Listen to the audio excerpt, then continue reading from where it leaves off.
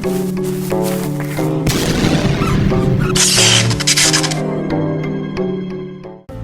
it's been quite a while since I've made any type of YouTube video, aside from my animations, which you could check out here, but even that is like very few and far between since it takes a lot of work. I decided I wanted to try at least to make some more furry YouTube videos. I personally don't watch a ton on YouTube, but I thought it'd be fun to give it a try for myself. And there's my little kitty Milky Way, little guest appearance. Probably just got done doing something he shouldn't be doing.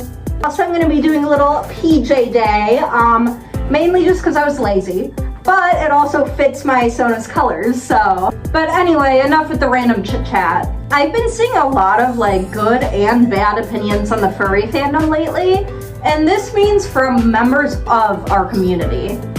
And I thought, hey, it might be worth going over some of these not so common furry opinions. So I posted to Reddit to see if anyone had any opinions that weren't talked about enough. And remember guys, these are just people's opinions, so if you don't agree with any, please don't go witch hunt them. Everyone has a right to what they think. But anyway, gotta get these paws off, even though I just spent like an entire minute trying to get one on.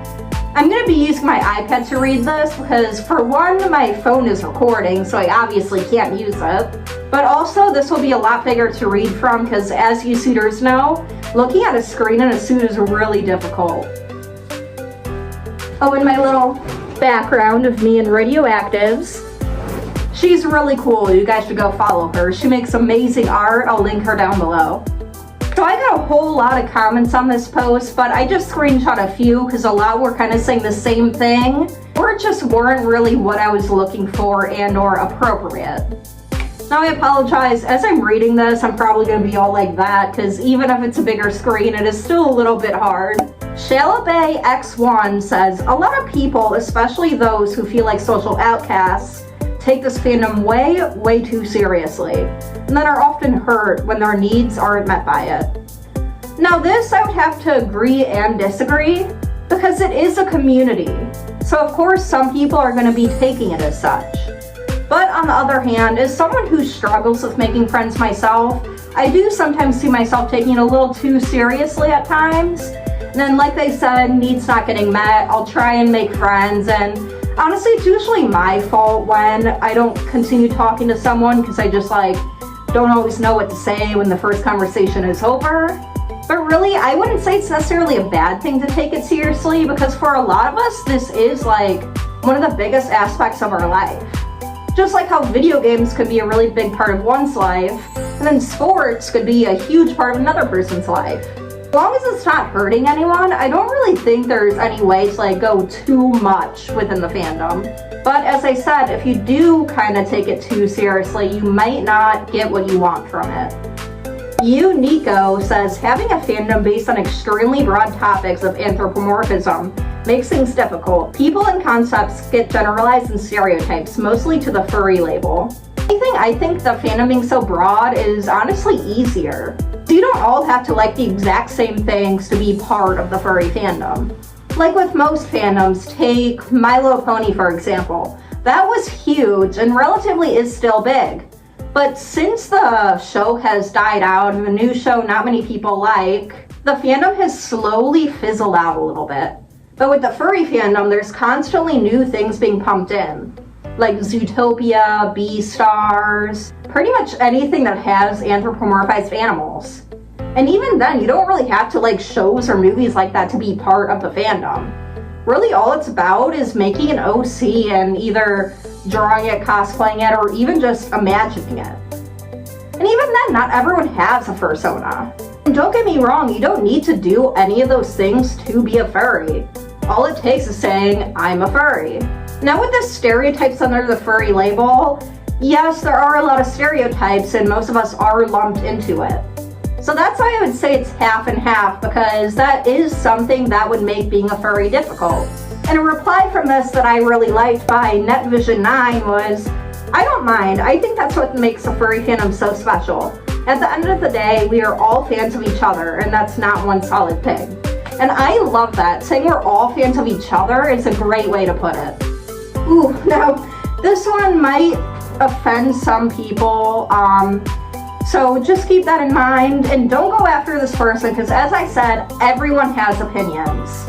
And this is supposed to be an unpopular opinion video after all. Natural Anxiety says, a lot of furry comics are just very deeply unfunny. Well, I would have to disagree because what's funny to you could be funny to a whole other group of people. Comics take a lot of work. I tried making a webtoons comic on my other Sona. It's not meant to be a comedy, but even so, it is like very, very difficult because one, you have to illustrate it all. Oh, hello.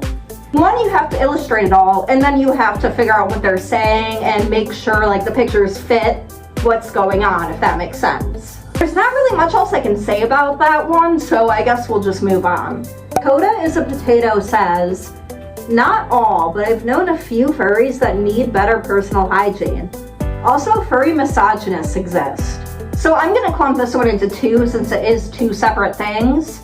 The furry hygiene thing, again, I know this is probably getting annoying, but I would have to meet in the middle.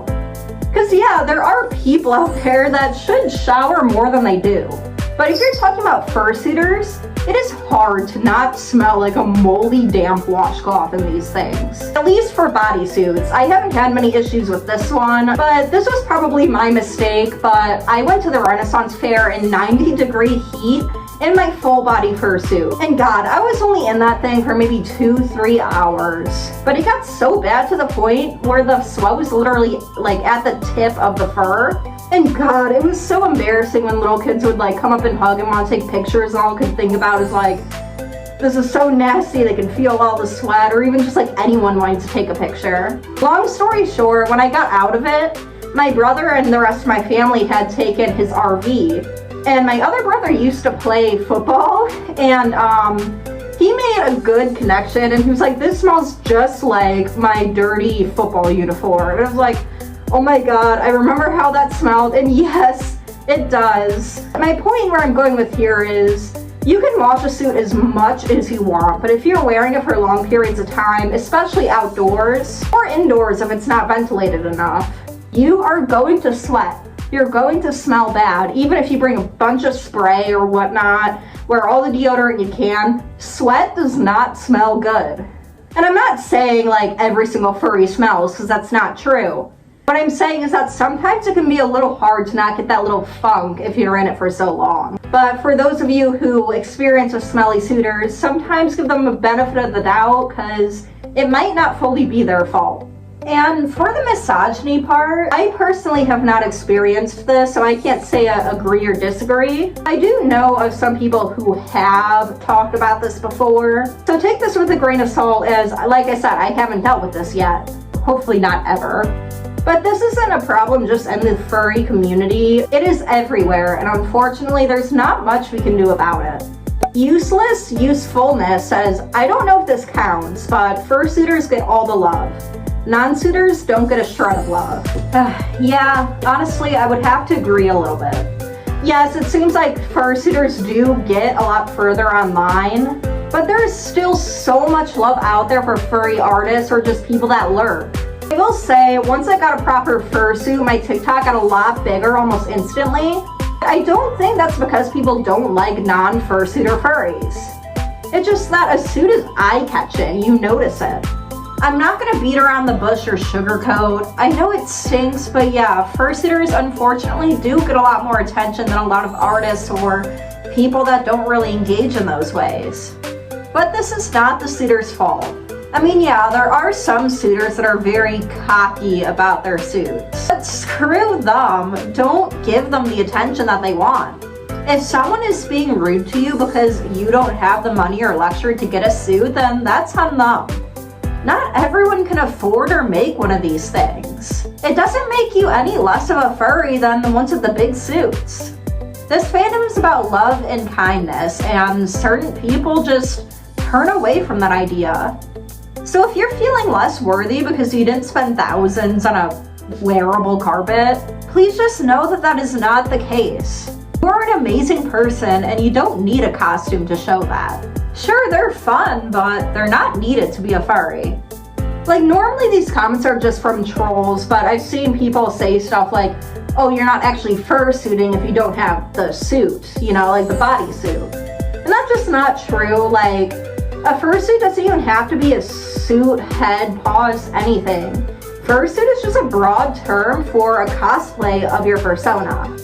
Like, fur and suit don't have to be literal. There's tons of fursuits that aren't fur at all, like fish or reptile suits, but still some people call them a fursuit or a scale suit. Radioactivez says, a lot of people like to pretend that horrible and toxic people don't exist within this fandom, when the reality is, much like every other corner of the internet, there are a lot of mean, nasty, and immature, creepy people in it. It's still the internet after all, and you should treat it as such. It is not a safe space that will save you from all your issue. Granted, it is generally more inclusive than other areas. Now this, unfortunately, I would have to agree with. As much as we hate nasty people being in this fandom, I have seen a lot of people just straight up act like it doesn't exist at all. Like, I know, I'm always one that says like, furries are not this, furries are not that. But when I say that, I more mean that's not what it's about. But some people take that as these people don't exist. There are no creeps, there are no bad people.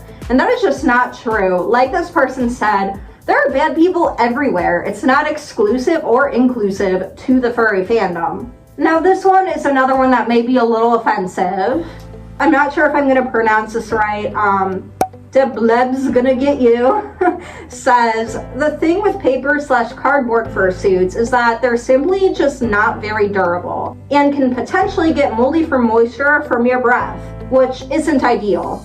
There's nothing wrong with making or wearing them, and it's nice for a once-off costume, but it can be a lot of effort for something you'll get maybe 5 uses out of. This, I have to disagree. Actually, I was planning on making a whole separate video on paper fursuits. Because sure, they're not as durable, that probably looks silly, but not as durable as like these guys, you know, where it can do pretty much anything and it should be pretty intact. There are ways to make it last longer. I can't recall the name right now, but there's this one paper suiter who put masking tape all over theirs. That was a while ago, and last time I saw their account, they were wearing the same mask and it looked brand new still. And about the mold thing, yes, they can mold. But guess what? These can mold too. And what's even scarier is, on paper fursuits, at least you can see when it starts to mold. These guys, they're so covered in fur, the foam is so thick, it's like a cave of bacteria waiting to eat you up. Heck, for all I know, this could be nasty underneath and I have no idea. With the amount of times this thing has been washed and had to dry out and yada yada yada, who knows?